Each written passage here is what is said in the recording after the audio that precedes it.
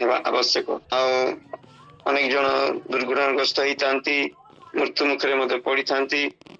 ବେଦିନୀ ଆମମାନଙ୍କର ଗତ 2 ଦିନ ତଳେ ଆଉ ପିପିଲି ପାଖରେ ଆମର ପୁରୀର ପୁରୀ ପିପିଲି ପାଖରେ ଗୋଟେ ଦୁର୍ଘଟଣା ଘଟିଥିଲା। ସେମାନେ ଗୋଟେ ସ୍କୁଟିରେ 3 ଜଣ ଯାଉଥିଲେ। ସେମାନଙ୍କର ଘରେ ମନା କରୁଥିଲେ ତମେ ଯାଓନି, 3 ଜଣ ସ୍କୁଟିରେ କେମିତି ଯିବ? ଆଉ ସେ ପୁରୀ ଜଗନ୍ନାଥ ଦର୍ଶନ କରିବା ପାଇଁ ଯାଉଥିଲେ, ହିନ୍ଦୁ ପିଲାମାନେ, ସେମାନେ ଓଡିଆ ଜାତି ପିଲାମାନେ। କିନ୍ତୁ ଯୁବକ ଯୁବତୀ ମାନେ ଦି ଭଉଣୀ ଗୋଟେ ତାଙ୍କର ସାଙ୍ଗ, ଆଉ ସେମାନେ ଯାଉଥିଲେ। ଆଉ ନ୍ୟୁଜ ଆପଣ ପାଇଛନ୍ତି ମୁଁ ଜାଣିନି, ମାନେ ଟିଭିରେ ବା ଦେଖିଥିବେ ନିଶ୍ଚୟ। ଆଉ ସେମାନେ ପଥ ମଧ୍ୟରେ ଅଳ୍ପ କିଛି ବାଟ ଯିବା ଭିତରେ ଦୁର୍ଘଟଣା ଘଟିଲା। ଆଉ ସେଇଠି 3 ଜଣଙ୍କର ମୃତ୍ୟୁ ହେଇଗଲା। ଆଉ ମୁଁ ଚିନ୍ତା କରୁଥିଲି ଯଦି ସେମାନେ ପିତାମାତାଙ୍କର କଥା ମାନିଥାନ୍ତେ, ପିତାମାତାଙ୍କ ବିଷୟରେ ଆଜ୍ଞା ବିଷୟରେ ସାବଧାନ ହେଇଥାନ୍ତେ, ହୁଏତ ସେମାନଙ୍କ ଜୀବନ ବଞ୍ଚି ଯାଇଥାନ୍ତା। ପିଲାମାନେ, ଆଜି ମୁଁ ଏଇ କଥା କହିବାକୁ ଏଇ ବାକ୍ୟ ମୋ ପାଇଁ ମଧ୍ୟ, ଆପଣ ମାନେ ସମସ୍ତଙ୍କ ପାଇଁ ମଧ୍ୟ ଏଇ ବାକ୍ୟଟି ଆବଶ୍ୟକ। କେଉଁ କେଉଁ ବିଷୟରେ ଆମେ ସାବଧାନ ହେବା, ନଚେତ୍ ଶୈତାନ ଜଗି ବସିଛି ଆମ କେମିତି ସେ ବିପଦରେ ପକେଇଦବ ମୋ ପ୍ରିୟମାନେ। ତେଣୁକରି ଆଜି ଅଳ୍ପ ସମୟ ପ୍ରଭୁଙ୍କ ବାକ୍ୟରୁ କିଛି ଆମେ ଆଲୋଚନା କରିବା। ଯାକୁବର ମାନେ କିଛି ଅଂଶ ଦେଖିବା। ଆପଣ ମାନେ ଖୋଲନ୍ତୁ ଯାକୁବ ତାର 4 ପର୍ବ ଆଉ ତାର 6 ପଦ ପଢିବା। ଯାକୁବ ତାର 4 ପର୍ବ 6 ପଦ ଆମେ ପଢିବା। ଯୋଉମାନେ ପିଲାମାନେ ଅଛନ୍ତି ଆମମାନଙ୍କୁ ପଢିବାରେ ସାହାଯ୍ୟ କରିବେ। ଯାକୁବ ତାର 4 ପର୍ବ 6 ପଦ ପଢ।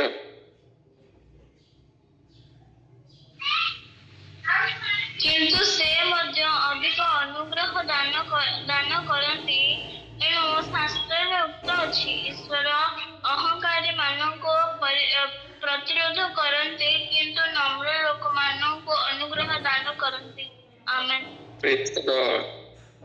ମାନେ ପ୍ରଥମେ ଆମେ ସାବଧାନ ହେବା ଯେ ନିଜକୁ ନମ୍ର କରିବାର ଅଛି।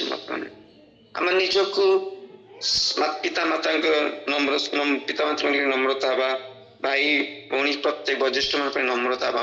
ଏ ଦିନ ମାନେ ଦେଖିବେ ଆଜି ନମ୍ରତା ବୋଲି ଅନେକ ପିଲାମାନଙ୍କ ଜୀବନରେ ନାହିଁ। ମାନେ ଯଦି ମା କିଛି କଥା କହିଲେ ତୁ କଣ ଜାଣିଛୁ, ତୁ ପୁରୁଣା ଲୋକ, ତୁ ଜାଣିନୁ, ଏମିତି କହିଥାନ୍ତି। ଆଉ ଭାଇମାନଙ୍କ କଥା ଭାଇମାନେ ଯଦି ବଡ ଭାଇମାନେ ଯଦି କଣ କହନ୍ତି, ଏଇ ତୋ କଥା କହିଦେବି, ଡରନ୍ତି ଭାଇ। ଆଉ ଭଉଣୀ ମାନେ ଯଦି କଣ କହନ୍ତି, ଆଉ ତାକୁ ମଧ୍ୟ ସେମାନେ ଆଉ ଏମିତି ସମସ୍ତେ କିଛି ଗଡବଡ କରିଥାନ୍ତି ମୋ ପ୍ରିୟମାନେ। ତେଣୁକରି ଆଜି ପ୍ରଥମ ଦେଖିବା ଆମେ, ଯଦି ଆମ ନିଶ୍ଚିନ୍ତ ଲେଖାଯାଏ ଅନୁଗ୍ରହ ନମ୍ର ବୋଲି, ଅନୁଗ୍ରହ ଅର୍ଥାତ୍ ଆଶୀର୍ବାଦ ମିଳିବ ମୋ ପ୍ରିୟମାନେ। ଯଦି ଆମେ ନିଜକୁ ନମ୍ର କରିବା, ଆମମାନଙ୍କୁ ପ୍ରଭୁ ଆଶୀର୍ବାଦ କରି 10 ପଦ ସୁନ୍ଦର କଥା ଲେଖାଯାଏ, ପ୍ରଭୁଙ୍କ ଛାମୁରେ ଆପଣ ଆପଣଙ୍କୁ ନମ୍ର କର, ତାହେଲେ ସେ ତୁମମାନଙ୍କୁ ଉନ୍ନତ କରିବେ। ଯଦି ଉନ୍ନତ କରିବେ ଅର୍ଥାତ୍ ଆପଣଙ୍କୁ ଆଶୀର୍ବାଦ ବୃଷ୍ଟି ହେବ, ଉନ୍ନତ ଅର୍ଥାତ୍ ଆପଣଙ୍କୁ କୋଉଠି ନେଇ ରଖିବେ ପ୍ରଭୁ ଆପଣ ମାନେ ଜାଣିବେନି ମୋ ପ୍ରିୟମାନେ। ତେଣୁ ପ୍ରଭୁ ଏଇ କଥା କହିବାକୁ ଚାହାନ୍ତି ମୋ ପ୍ରିୟମାନେ। ଆମେ ବେଳେ ଭାବିଥାଉ ୱିକନେସ୍ ନଟ୍ ୱିକନେସ୍, ମୋ ପ୍ରିୟମାନେ। ନମ୍ର ହେଲେ କଣ ହବ ନା ଆମମାନଙ୍କୁ ପ୍ରଭୁ ଉନ୍ନତ କରିବେ, ଆଶୀର୍ବାଦ କରିବେ। ଅନୁଗ୍ରହ ଅର୍ଥାତ୍ ଆଶୀର୍ବାଦ ଆମର ଜୀବନରେ ଆସିବ, ଆଉ ଆମେ ମଧ୍ୟ ଉନ୍ନତ ହେବେ ମୋ ପ୍ରିୟମାନେ। ଆମମାନଙ୍କୁ ପ୍ରଭୁ ବହୁତ ଉଚ୍ଚରେ ରଖିବେ ମୋ ପ୍ରିୟମାନେ। ଆଜି ଦିନ ମାନଙ୍କରେ ଅନେକ ପିଲାମାନେ ନିଜକୁ ନମ୍ର କରନ୍ତି ନାହିଁ ମୋ ପ୍ରିୟମାନେ। ବାଳକ ଆଜ୍ଞାଙ୍କ ବସିବୁତ ହେବାର ଅଛି, ପିତାମାତାଙ୍କର ବସିବୁତ ହେବାର ଅଛି, ବୟୋଜ୍ୟେଷ୍ଠ ମାନଙ୍କର ଘରେ ବୟୋଜ୍ୟେଷ୍ଠ ମାନଙ୍କର ସାଥ ସମସ୍ତଙ୍କର କଥା ମାନି ନମ୍ରତା ହେବାର ଅଛି ବର୍ତ୍ତମାନ। ଆମେ ବେଳେ ବେଳେ ଆଜି ଅନେକ ଜଣ ମାନେ ଆମେ ପାଠ ପଢି ଯାଇଥାଉ, ବହୁତ ପାଠ ପଢି ଯାଇଥାଉ, ଆଉ ଯେତେବେଳେ ଆଉ ବୟୋଜ୍ୟେଷ୍ଠ ମାନେ ଆମଠୁ କମ, ପୁରୁଣା ଲୋକମାନେ ତ ବହୁତ କମ ପାଠ ପଢିଥାନ୍ତି ବହୁତ ଜାଗାରେ, ଆଉ ସେମାନଙ୍କ ମାନେ ପ୍ରଣାମ ମଧ୍ୟ କରିନଥାଉ। ମୁଁ ଏତେ ପାଠ ପଢିଛି, ଏଇଗୁଡାକୁ କାହିଁ ପ୍ରଣାମ କରିବି ବୋଲି କହିଥାନ୍ତି ବର୍ତ୍ତମାନେ। ନାଇଁ ବର୍ତ୍ତମାନେ ଆମେ ଯେତେ ଉଚ୍ଚ ଗଲେ ମଧ୍ୟ ଯଦି ଆମମାନଙ୍କ ଜୀବନରେ ନମ୍ର ନଥିବା, ଅନେକ ଜଣ ପ୍ରଣାମ ମଧ୍ୟ କରନ୍ତି, ନମସ୍କାର। ଆଜିକାଲି ଦେଖୁଛେ କେତେ ନମସ୍କାର ଆଉ କିଭଳିଆ ପ୍ରଣାମ ପିଲାମାନେ କରୁଛନ୍ତି। ଆଣ୍ଠୁରୁ ଉପରକୁ ନଇଁ ପଇଲେ ହେଇଗଲା ପ୍ରଣାମ। ଆଉ ଯାଉଥିଲେ ବାଟରେ ଆମେ ଆଗରେ ଯେତେବେଳେ ଆମଙ୍କ ଟିଚର ମାନଙ୍କୁ ଗୁରୁଜନ ଦେଖୁଥିଲୁ, ଆମେ ସେତେବେଳେ ଗାଡି ନଥିଲା, ସାଇକେଲ ଥିଲା, ମାନେ ସାଇକେଲ ଓହ୍ଲେଇକି ନମସ୍କାର କରୁଥିଲୁ। ଏବେ ତ ପୁରା ଫୋପାଡୁଛନ୍ତି ନମସ୍କାର, ପୁରା ଗାଡିରେ ଥାନ୍ତୁ, ଯେ କୌଣସି ସ୍ଥାନରେ ଥାନ୍ତୁ, ପୁରା ନମସ୍କାର, ଫୋପଡା ନମସ୍କାର କୁହାଯାଏ ତାକୁ। ମୁଁ ତାକୁ ଫୋପଡା ନମସ୍କାର କୁହେ। ଆମେ ମୋର ଅଭ୍ୟାସ ଛୋଟବେଳେ ଥିଲା, ମୋର ମନେ ଅଛି। ଆମେ ଯେତେବେଳେ ଯାଉ ବାଟରେ ଯଦି ଗୁରୁଜନ ମାନଙ୍କୁ ଦେଖୁ ବା ବୟୋଜ୍ୟେଷ୍ଠ ମାନଙ୍କୁ ଦେଖୁ, ସାଇକେଲ ଓହ୍ଲେଇ ପଡିଥାଉ। ଆଉ ଯଦି କୋଉଠି ବସିଥାଉ, ଯଦି ସେପଟେ ପାଷ୍ଟର ଆଜ୍ଞା ଗଲେ କି କିଏ ବୟୋଜ୍ୟେଷ୍ଠ ଲୋକମାନେ ଗଲେ, ଆମେ ଛିଡା ହେଇଯାଇଥାଉ। କିନ୍ତୁ ଏ ଦିନ ଦେଖିବେ ଅନେକ ବସିଥିବେ, ଚଗଲା ହଉଥିବେ, ଇଆଡୁ ସିଆଡୁ କଥା ହଉଥିବେ, ସେପଟେ ସେଇ ବାଟ ଦେଇ ଯଦି ପାଳକ ଆଜ୍ଞା ଯାଉଥିବେ, ବୟୋଜ୍ୟେଷ୍ଠ ମାନେ ଯାଉଥିବେ, ଏସବୁ ହଉଛି ନମ୍ରତା ନୁହଁ ପ୍ରିୟମାନେ। ପ୍ରଭୁ ଏଇ କଥା କହିବାକୁ ଚାହାନ୍ତି ଯେ ଆମମାନଙ୍କ ଜୀବନରେ ନମ୍ରତା ରହିବ, ପ୍ରଭୁ ଅନୁଗ୍ରହ ଦେବେ, ଉନ୍ନତ ମଧ୍ୟ କରିବେ ମୋ ପ୍ରିୟମାନେ। ତେଣୁ ପ୍ରଭୁ ଏଇ କଥା କହିବାକୁ ଚାହାନ୍ତି ମୋ ପ୍ରିୟମାନେ। ସାଉଲଙ୍କ କଥା ଯଦି ଆମେ ଚିନ୍ତା କରିବା, ସାଉଲ ଯେତେବେଳେ ପାପ କରୁଥିଲେ ସେ ଅନ୍ୟ ଉପରେ ନଦୀ ଦଉଥିଲେ, ମୁଁ କି ଜାଣିନି, ମୁଁ ସେଇ ଗଛ ଏମିତି ସେ କହୁଥିଲେ, କିନ୍ତୁ ଦାଉଦଙ୍କ କଥା ଦେଖନ୍ତୁ, ସେ ନିଜକୁ ନମ୍ର କରିଥିଲେ ମୋ ପ୍ରିୟମାନେ, ନିଜକୁ ନମ୍ର କରିଥିଲେ, ଆଉ ସେ ପୃଥିବୀ ଆଉ ଅଛି କଣ କଲେ ନା ରାଜା ହେଇଥିଲେ। ମାନେ ନିଜକୁ ନମ୍ର କରିବା, ପ୍ରଭୁ ଉନ୍ନତ କରି କୋଉଠି ନେଇକି କୋଉଠି ଟିକେ ଥୋଇବେ ଆପଣ ମାନେ ଚିନ୍ତା କରିନଥିବେ ମୋ ପ୍ରିୟମାନେ। ତେଣୁ ଏ ଦିନ ମାନଙ୍କରେ ପ୍ରଭୁ ଏଇ କଥା କହିବାକୁ ଚାହାନ୍ତି, ପ୍ରିୟ ପିଲାମାନେ, ପ୍ରଭୁ ଆପଣ ଆପଣଙ୍କୁ ନମ୍ର, ଯୀଶୁ ଖ୍ରୀଷ୍ଟ ସ୍ୱୟଂ ନମ୍ର କେତେ ତାଡ଼ନା, କେତେ କଷ୍ଟ, କେତେ ସହିଲେ ମୋ ପ୍ରିୟମାନେ, ନିଜକୁ ନମ୍ର କରିଥିଲେ ମୋ ପ୍ରିୟମାନେ। ସ୍ୱର୍ଗର ପରମେଶ୍ୱର ଯଦି ନମ୍ର ଥିଲେ ଆମେ କଣ?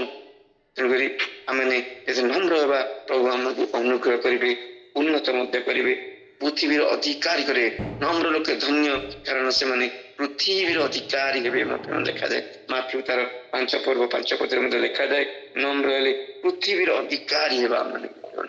ତେଣୁକରି ଆମମାନଙ୍କୁ ପ୍ରଭୁ ଏଇ କଥା କହିବାକୁ ଚାହାନ୍ତି, ଆମମାନଙ୍କୁ ଯଦି ଉନ୍ନତ ବା ଆଶୀର୍ବାଦ ଆସିବ, ପୃଥିବୀର ଅଧିକାରୀ କେତେ ବଡ ବିଷୟ ମାନେ ପ୍ରଭୁଙ୍କର ପ୍ରତିଜ୍ଞା, ପ୍ରଭୁ ଯୀଶୁଙ୍କର ପ୍ରତିଜ୍ଞା ଅଟେ ମାନେ।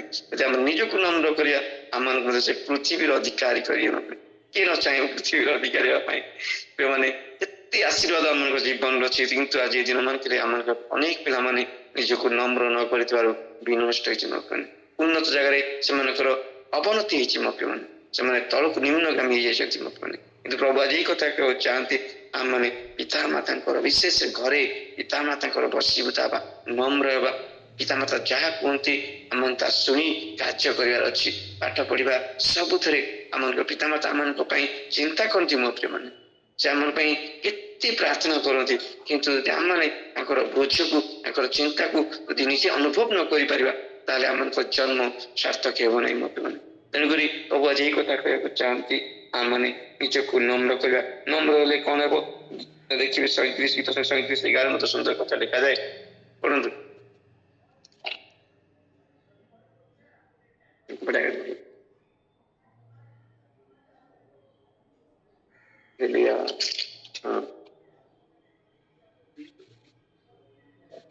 ମାତ୍ର ନମ୍ର ଲୋକମାନେ ଦେଶ ଅଧିକାର କରିବେ ଓ ଶାନ୍ତିର ବାହୁଲ୍ୟରେ ଆପଣ ଆପଣାକୁ ଆନନ୍ଦିତ କରିବେ ମୋ ପ୍ରିୟମାନେ। ସୁନ୍ଦର ଲେଖା ଦାଉଦ କୁହନ୍ତି ମୋ ପ୍ରିୟମାନେ, ନମ୍ର ଲୋକମାନେ ଦେଶ ଅଧିକାର କରିବେ, ସମସ୍ତ ଅଧିକାର ଆପଣଙ୍କ ଜୀବନ ଆସିବ। କେତେ କେତେ ବହୁତ ବିଷୟ ଅଛି, ନମ୍ରତା ବିଷୟରେ ବହୁତ କଥା ଅଛି ବର୍ତ୍ତମାନ, କିନ୍ତୁ ଅଳ୍ପ ସମୟ ଅଭାବରୁ ଅଳ୍ପ କହୁଛି। ନମ୍ରରେ ଆମକୁ ପ୍ରଭୁ ଉନ୍ନତ କରିବେ, ଆଶୀର୍ବାଦ ଆସିବ, ଅନୁଗ୍ରହ ଆସିବ ବର୍ତ୍ତମାନ। ନମ୍ର ହେଲେ ଆମ ପ୍ରଭୁ ପୃଥିବୀର ଅଧିକାରୀ କରିବେ ବର୍ତ୍ତମାନ। ତେଣୁକରି ଦିନ ଆମେ ସମସ୍ତଙ୍କର ନମ୍ରତା ବଶୀଭୂତ ହେଇ ନମ୍ର ଭାବରେ ସମସ୍ତ କାର୍ଯ୍ୟ କରିବାର ଅଛି। ଆମେ ବଡମାନଙ୍କୁ ସମ୍ମାନ ଦେବାର ଅଛି। ଯୋଉମାନଙ୍କ ଜୀବନରେ ସମ୍ମାନ ନାହିଁ ମୋ ପ୍ରିୟମାନେ, ସେମାନେ କେବେ ବି ସମ୍ମାନ ପାଇବେ ନାହିଁ। ପ୍ରଥମେ ଆମମାନଙ୍କୁ ସମ୍ମାନ ଦେବାକୁ ପଡିବ, ସମ୍ମାନ ପାଇବାକୁ ହେଲେ ସମ୍ମାନ ଦେବାକୁ ପଡିବ। ଆଉ ଅନୁଯୋଗ ଯଦି ଗ୍ରହଣ ନ କରିବା, ତାହେଲେ ଆଶୀର୍ବାଦ କେବେ ବି ଆସିବ ନାହିଁ। ପିତାମାତା କହୁଥିବା କଥାକୁ ଆମେ ସିରିୟସଲି ଗ୍ରହଣ କରିବାର ଅଛି, ଯଦ୍ୱାରା ଆମମାନଙ୍କୁ ପ୍ରଭୁ ଆଶୀର୍ବାଦ କରିବେ। ପ୍ରଭୁ ଏଇ ଚାହାନ୍ତି ପ୍ରତି ଜଣେ ବ୍ୟକ୍ତି ନମ୍ର ହେଉ, ନମ୍ରଶୀଳ ବ୍ୟକ୍ତି ପୃଥିବୀର ଅଧିକାରୀ ହେବେ ମାନେ। ପ୍ରଭୁ ଏଇ କଥା କହିଥାନ୍ତି। ଦ୍ୱିତୀୟରେ ଦେଖିବା ନମ୍ର ହେଲେ କଣ କରିବେ, ଆମେ ଦେଖୁ ଯାକୁବ ତାର 4:7 ପଢିବା। ସୁନ୍ଦର କଥା ପଢ, ଝିଅ ପଢ, ଯାକୁବ 4:7 ପଢନ୍ତୁ। ବାଇବେଲ ଅଛି ତ ପଶିନି, ପଢ ଯାକୁବ ତାର 4:7। ଅତଏବ ତୁମ୍ଭେମାନେ ଈଶ୍ୱରଙ୍କର ବଶୀଭୂତ ହୁଅ, ଶୈତାନକୁ ପ୍ରତିବାଦ କର, ତାହା ହେଲେ ସେ ତୁମ୍ଭମାନଙ୍କ ନିକଟରୁ ପଳାଇ ଯିବ। ଆମେନ୍। ହାଲେଲୁୟା। ଏହାର ଅର୍ଥ ହଉଛି ସବମିଟ୍ ୟୋରସେଲ୍ଫ, ଅର୍ଥାତ୍ ନିଜକୁ ପ୍ରଭୁଙ୍କ ପାଖରେ ସମର୍ପଣ କରିବାର ଅଛି। ଆଜି ଅନେକ ଜଣ ଅନ୍ୟ ସବୁ ବିଷୟରେ ସମର୍ପିତ ହେଇଯାଇଛନ୍ତି, କିନ୍ତୁ ଯୋଉଟା ଆମଙ୍କ ଜୀବନରେ ପ୍ରଥମ ଆବଶ୍ୟକ ଅଟେ, ପ୍ରଭୁଙ୍କ ପାଖରେ ଆମମାନଙ୍କ ଜୀବନକୁ ସମର୍ପଣ କରିବାର ଅଛି। सबमिट योरसेल्फ अर्थात निजको प्रभुଙ୍କ ठारे समर्पण कर। आ गोटे गीत थिला मेरा मेरा दिल भी कितना पागल है ते हमने बहुत कॉलेज रे पढुली से समय गीत बाटिला हम से बड़ से गीत मन करूची आ समस्त ए दिन मान केते कि अनेक विषय रे पागल अछंती किंतु प्रभुଙ୍କ सकाशे कार जीवन पागल नहीं मो प्रभु जे कथा कहउछते ए छोट बयस रु हमने निज जीवन को प्रभुଙ୍କ सहित शामिल करे अछि प्रभु को निज हृदय को दबार अछि मो जद्वारा प्रभु हमको आशीर्वाद करिवे यही बहुत छोट बयस आम प्रभु सहित समर्पित होगा आम जीवन को आम हृदय को प्रभु को देवा प्रभु निश्चय आम को आशीर्वाद करेंगे मोपी मैंने यहाँ हूँ विषय आमको सावधान हबार अच्छे मोपी मैंने प्रथम सावधान अच्छी हबार अच्छी नम्रता जो हूँ सबमिट योरसेल्फ अर्थात निज हृदय को ईश्वर ठारे समर्पण करार अच्छी मोपी मैंने आज आम अनेक पिला कौन करती ना निज हृदय को किए मोबाइल तो ये मुझे सब कहे युवा पीढ़ी पिला पीढ़ी वृद्ध पीढ़ी स्त्री पीढ़ी स्वामी पीढ़ी समस्त नष्ट कर समस्ते से हृदय दे टी सकाल पाइला न देखले हेनी सन्ध्या न देखले हेनी किंतु प्रभु आज ये कथा कहू चाहती आम हृदय को प्रभु आम समर्पित करार अच्छी मत मैंने आम प्रभु पाखे निज जीवन को बसीभूता करार अच्छी मत मैंने पिता माता सहित बसीभूता सहित ईश्वर मत बसीभूता आशीर्वाद कौट आसो प्रिय पर्वत पहाड़ पर्वत झरणा नदी नाल नुहे मो प्रिय आशीर्वाद स्वर्ग आसी था मो प्रिय से आम आशीर्वाद देवा इच्छा करती छोट विषय आमको सावधान हबार अच्छे आम निजक नम्र करार अच्छे ईश्वर निज जीवन को समर्पित करार अच्छे निज हृदय को देवार अच्छे आर बसीभूता हबार अच्छे मो प्रिय जद्वारा प्रभु आमको आशीर्वाद करेंगे अनुग्रह करेंगे उन्नत प्रभु आसी था मो प्रिय स्वर्ग उन्नति आसी था मो प्रिय आम मैंने जगत मध्य आम चेष्टा पिता माता हिसाब से वयोज्येष्ठ बालक बालिका हिसाब से वयोज्येष्ठ हिसाब से आम अनेक चेष्टा करता उन्नत सदा प्रभु आसी था मैंने से आम उन्नत करेंगे मो प्रिय मैंने आम मैंने यही कोटि कोटि विषय सावधान होगा आम निजक नम्र करवा ईश्वर को निज हृदय को देवा बसीभूता जीवन बहुत बड़ा विषय अटे मो प्रिय बसीभूता जीवन बहुत बड़ा विषय कारण स्वयं जीशु ख्रीष्ट अपना पिता माता 30 वर्ष पर्यंत अपना पिता माता बसीभूता थे लिखा जाए स्वर्गर परमेश्वर ही बसीभूता आम कौन अटू मुख्य मैंने तेणुक प्रभु ही कथा कहना चाहती आम मैंने सब विषय प्रभु को निकट समर्पित हबार अच्छे प्रभु को निज हृदय दे समस्त ईश्वर बसीभूता सहित जगतर पिता माता बालक बालिका समस्त वयोज्येष्ठ मान बसीभूता हेले प्रभु आम को आशीर्वाद करेंगे उन्नति करेंगे ये प्रभु ये कथा कहना चाहती मैंने तृतीय देखा शेष गोटे विषय देखा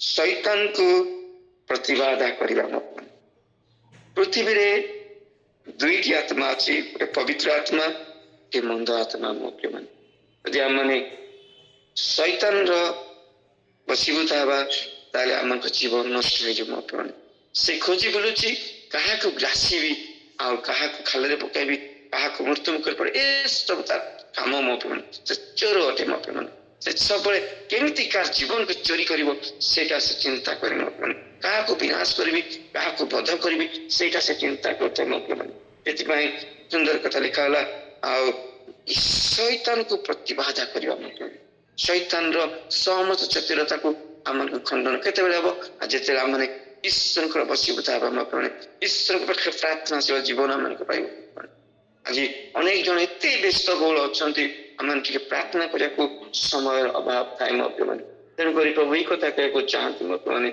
आम प्रभु पाखे निजक समर्पित होगा सहित प्रभु प्रार्थना जीवन काटार अच्छी सका उठी आम प्रार्थना करार अच्छी सका उठी आमको वाक्य बढ़ियार अच्छी मैंने जद्वारा शैतान निकट को आसा डरी थाए आम जीवन से वाक्य थी मो पे मैंने ताले शैतान केवे भी आसीपार ना मो पे शैतान डर ना ना मुझे पाक जीवी ना ए पिला पाक जीवी ये जीशुकर अटे बोली कह तेणुक आम मैंने दिन मन शैतान को प्रतिबाधा करार अच्छी मत शैतान आम पाक न आसो केमती न आसो जिते आम प्रभु सहित रहा प्रभु को निज हृदय देवा शैतान डर मत शैतान के आसवा चेष्टा कर तार मुख्य हूँ आम प्रभु सहित बसवार अच्छे प्रार्थनाशील जीवन कटियार अच्छे ये छोट बयस आम मैंने प्रभु पाखे प्रार्थना करार अच्छे मत प्रभु निकट रही रही अच्छे प्रभु आराधना करार अच्छे सका उठी आम अनेक जन पिला ସକାଳୁ ଉଠି ମୁଣ୍ଡ ଉପରେ ତ ମୋବାଇଲ ରଖିକି ଶୁଅନ୍ତି ଆଉ ସେମାନେ ଦରାଣ୍ଡି ହୁଅନ୍ତି ଆଉ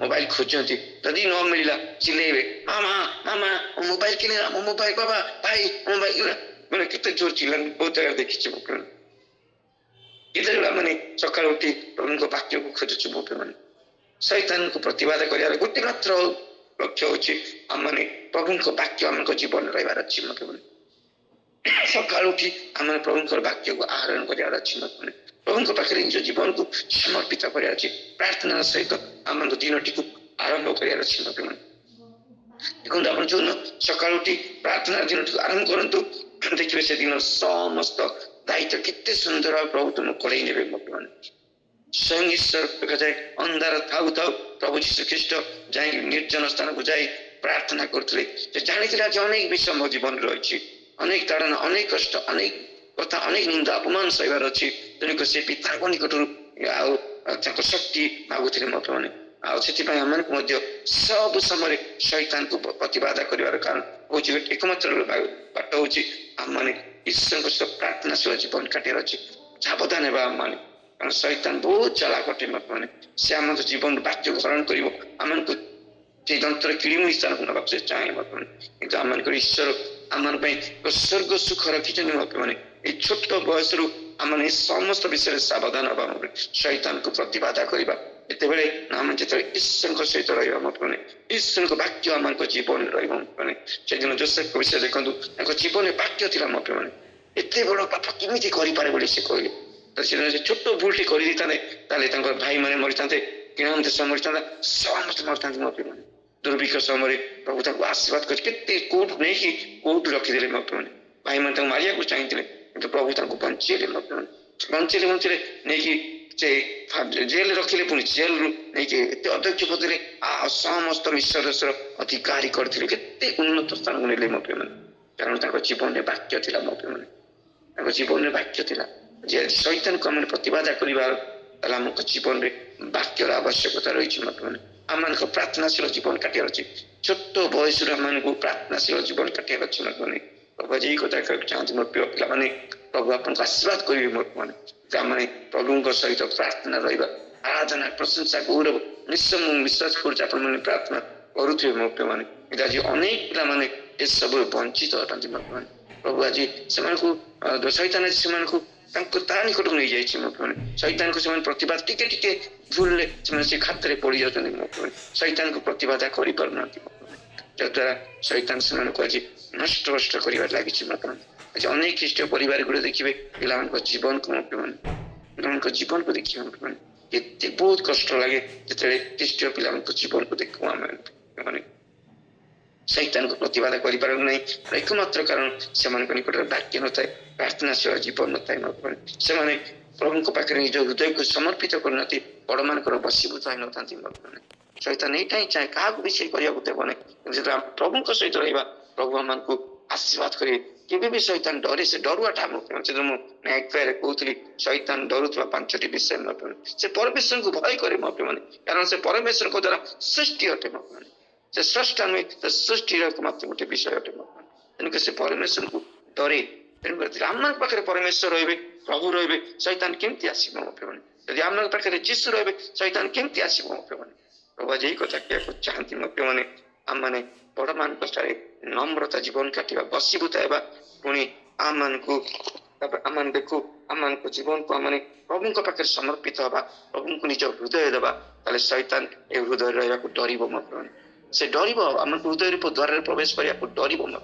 ଆମେ ଶୈତାନକୁ ସ୍ଥାନ ଦେବା ନାହିଁ ଶୈତାନ ଏଇ ହୃଦୟରେ ରହିବାକୁ ଚାହେଁ ପ୍ରଭୁ ରହିବାକୁ ଚାହାନ୍ତି ଈଶ୍ୱର ରହିବାକୁ ଚାହାନ୍ତି କାରଣ ଆମେ ଜାଣୁ ତୁମମାନଙ୍କ ଶରୀର ଆମ ଗୋଟେ ମନ୍ଦିର ଅଟେ ଈଶ୍ୱର ଏଇ ମନ୍ଦିର ହୃଦୟ ରୂପ ମନ୍ଦିରରେ ରହିବାକୁ ଇଚ୍ଛା କରନ୍ତି ଶୈତାନକୁ ଆମେ ପ୍ରତିବାଦ କରିବାର ଅଛି ଆମେ ଦେଖୁ ଆମେ ନିଜକୁ ନମ୍ର କରିବା ପ୍ରଭୁଙ୍କ ପାଖରେ ସମିଟ୍ yourself ଅର୍ଥାତ୍ ପ୍ରଭୁଙ୍କ ପାଖରେ ଆମେ ସମର୍ପିତ ହେବା ପ୍ରଭୁଙ୍କୁ ନିଜ ହୃଦୟ ଦେବା ଆଉ ଆମେ ଶୈତାନକୁ ପ୍ରତିବାଦ କରିବା ଈଶ୍ୱରଙ୍କ ବାକ୍ୟରେ ଆମମାନଙ୍କ ଜୀବନକୁ ବଢେଇବା ଈଶ୍ୱରଙ୍କ ପ୍ରାର୍ଥନାଶୀଳ ଜୀବନ କାଟିବା ସବୁଥିରୁ ପ୍ରଭୁ ଆଶୀର୍ବାଦ କରିବେ ଏଇ ବୟସରୁ ସନ୍ଧ୍ୟା ହେଲେ ଆମେ ପିତା ମାତାଙ୍କୁ ହୁଏତ ସେମାନେ କାର୍ଯ୍ୟ ବ୍ୟସ୍ତ ଥାନ୍ତି କିନ୍ତୁ ଆମମାନଙ୍କ ଜୀବନ ଆମମାନଙ୍କ ପରିବାରର ମଧ୍ୟ ଆମମାନଙ୍କ ମଧ୍ୟ ଦାୟିତ୍ୱ ରହିଛି ପିଲାମାନଙ୍କ ମଧ୍ୟ ଅନେକ ଦାୟିତ୍ୱ ରହିଛି ପରିବାରରେ ଆଶୀର୍ବାଦର କାରଣ ସେମାନେ ମଧ୍ୟ ହେଇପାରନ୍ତି ଯେତେବେଳେ ସେମାନେ परिवार समस्त डाकी मामा बाबा आस आज आम प्रार्थना करवा आस आम प्रभु को प्रशंसा करवा आम कर्तव्य रही मैंने तो माता पिता मैंने कार्य व्यस्त थी पारती किंतु आम कर्तव्य हूँ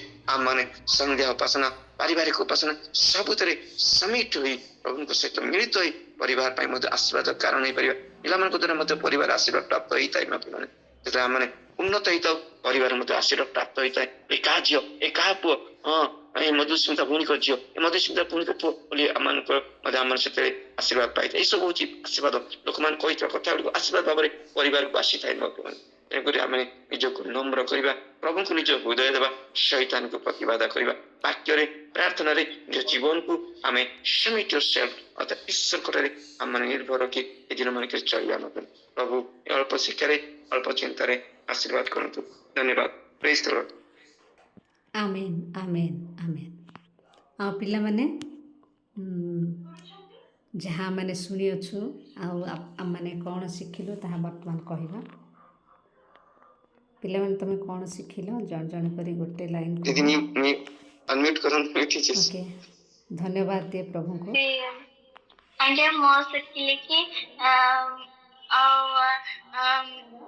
प्रभु को सब बेले आम जीवन दबा प्रभु को आम जीवन में गौरव प्रशंसा करवा गीत गान करवा शैतान को सब बेले प्रतिवाद करवा आ बापा माँ कथा मानिबा बापा माँ जहाँ कहते पालन करवा गुड गॉड ब्लेस यू आउ किए कहबो आंटी आम आज शिखिलु कि आम नम्र हवा तापरे आम प्रभुंकर प्रभुंक ठारे बसीभूत हवा निजको प्रभुंक ठारे सबमिट करवा आम शिखिलु कि शैतान को प्रतिवाद करवा और सब बेले प्रेयर करवा praise the Lord God bless you बहुत भल विषय गुड़ाक आम शिखिले नहीं कि आज वाक्य द्वारा प्रभु आशीर्वाद करतु आज वाक्य दे आम समस्त प्रेज द लॉर्ड